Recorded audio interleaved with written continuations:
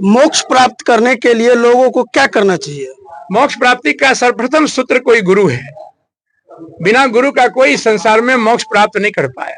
अगर कोई सदगुरु उसको मिल जाए और उसको रास्ता सही मिल जाए तो उसको आत्मा का परमात्मा से मिलन हो सकता है। यही मोक्ष का रास्ता है। आत्मा परमात्मा में विलीन हो जाए, यही मोक्ष है।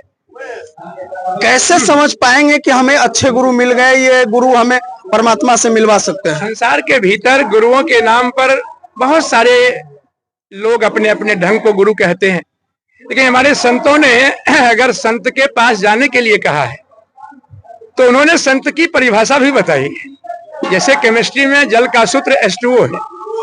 कोई केमिस्ट्रियन अगर कहता रह जाएगा कि F2O जल होता है तो नहीं मानना चाहिए।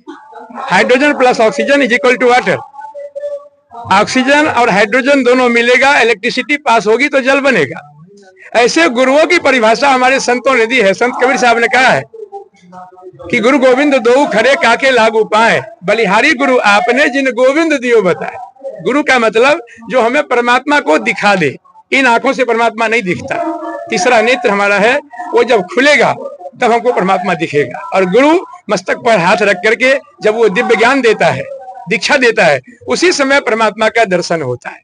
यही गुरु की परम निशानी है। गुरु का शब्द का अर्थ भी होता है गु मतलब अंधकार, रू मतलब प्रकाश, जो हमें अंधकार से प्रकाश में, आंतरिक प्रकाश में ले जाए।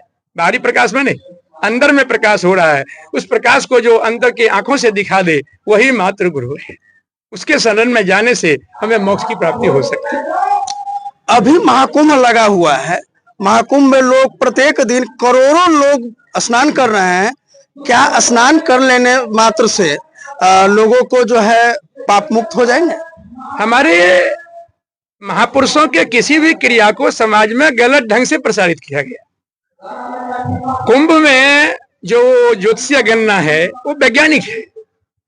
12 साल के बाद कुंभ आता है और ये कुंभ का एक विशेष महत्व था कि बहुत सारे ऋषि मुनि जो जंगल में साधना तपस्या करते ज्ञान प्राप्त करके, तो कुंभ के दौरान वो लोग वहां पर आते थे, जो शुरुआत हुई जहां से।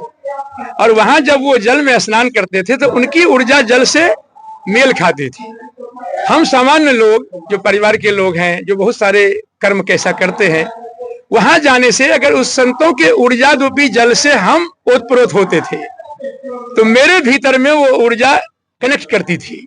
संत की ओर प्रेरणा देने का भाव था। वो जल में स्नान करने से पाप कभी नहीं धुला, क्योंकि वहां पर तो तन धुलता है और पाप मन में लगा है, तो मन कैसे धुलेंगे? उन संतों की ऊर्जा से हम प्रभावित होकर के गुरु के पास जाएंगे, गुरु वो ज्ञान देगा और मोक्ष प्राप्त कर जाएगा। नियम कुछ और था। जैसे एक रोड पर किलोमीटर माइलस्टोन लगा होता है, तो माइलस्टोन हमें इंडिकेट कर रहा है कि यहां से दरभंगा 50 किलोमीटर। और कोई मूर्ख व्यक्ति माइलस्टोन को दरभंगा समझ के बैठ जाए तो वो हमारी मूर्खता है। लेकिन माइलस्टोन गलत है, ये बात नहीं है। तो कुंभ एक माइलस्टोन था। वहां पर जाने से संतों से मिलन होगा और संत हमको फिर रास्ता बताएगा, तो हमारे रास्ते मोक्ष की ओर प्रशस्त हो जाएंगे।